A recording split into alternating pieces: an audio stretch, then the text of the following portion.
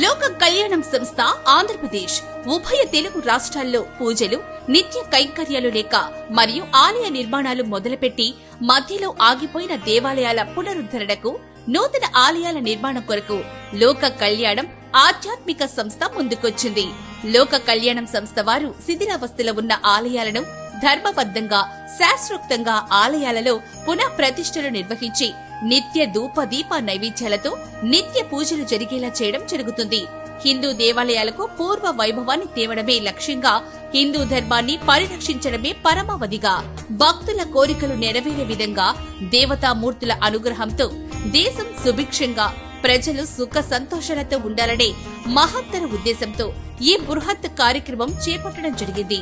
తెలుగు రాష్ట్రాల్లో ఆలయాల అభివృద్ధికి తోడ్పడాలి అనుకునే ట్రస్టీలు మరియు గ్రామస్తులు తమ ఆలయ వివరాలతో లోక కళ్యాణం సంస్థను సంప్రదించగలరు.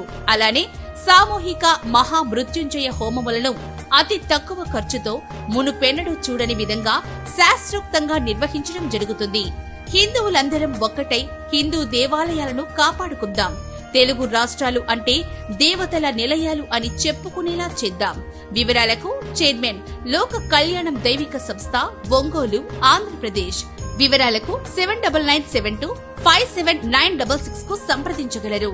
గమనిక: ఈ కార్యక్రమం పూర్తిగా లోక కళ్యాణం దైవిక సంస్థ ఆధ్వర్యంలో నిర్వహించబడుతుంది. ఈ సేవలకు రాష్ట్ర ప్రభుత్వ దేవాదాయ శాఖ వారికి ఎటువంటి సంబంధం లేదు. ఆలయాల పాలక మండలి ఈ విషయాన్ని గమనించగలరు.